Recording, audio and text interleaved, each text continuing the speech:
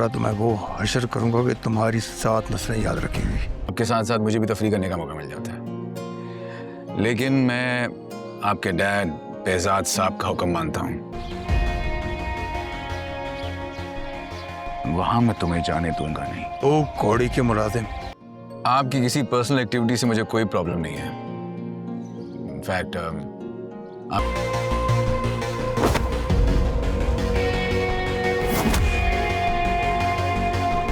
تم جہاں بھی آتے جاتے ہو اس سے میرا کوئی تعلق نہیں ہے، لیکن فی الحال جہاں تم جانا چاہتے ہو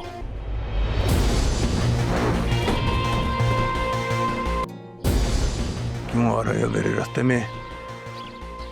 زوار بخت ہاسپٹل پہنچنے والا ہے کیونکہ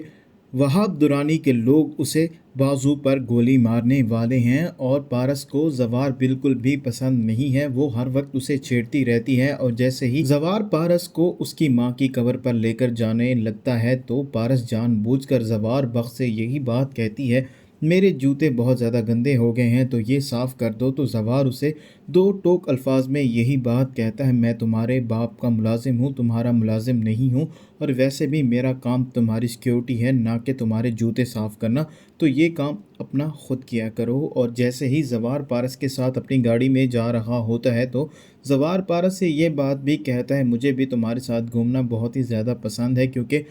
تمہارے جو بھی کام ہوتے ہیں اس سے میری آؤٹنگ بھی ہو جاتی ہے، لیکن میں حکم صرف تمہارے باپ کا ہی مانتا ہوں۔ اور جیسے ہی پارس اپنی ماں کی قبر پر گئی ہوئی ہوتی ہے تو وہاں پر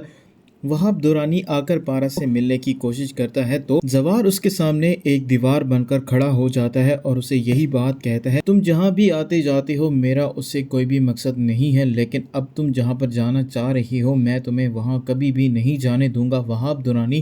زوار شاہ سے یہی بات کہتا ہے، تم میری بات مان جاؤ نہیں تو تم بہت زیادہ پچھتاؤ گے، لیکن زوار یہی بات کہے گا، میں ایسا کبھی بھی نہیں کرنے دوں گا۔ تو وہاب کو بہت زیادہ غصہ آئے گا اور وہ اپنے لوگ زوار کے پیچھے لگا دیتا ہے، اور زوار جیسے ہی اپنی ڈیوٹی ختم کر کے گھر واپس آ رہا ہوتا ہے تو وہاب دورانی کے لوگ اس کا پیچھا کرتے ہیں اور اس کا راستہ بھی روک لیتے ہیں۔ وہ زوار بخت کو کافی زیادہ مارتے ہیں، اور زوار بخت جب ان کو مارتا ہے ان کو سمجھ آ جاتی ہے وہ ایسے زوار بخت سے نہیں جیت سکتے، تو وہ زوار بخت کو وہیں پر ہی گولی مار دیتے ہیں، اور گولی زوار بخت کے بازو کو چھو کر نکلتی ہے اور لوگ اسے فوری طور پر ہاسپٹل بھی پہنچا دیتے ہیں۔ پارس اور بہزاد کو بھی جب یہ بات معلوم ہوتی ہے تو وہ بھی فوری طور پر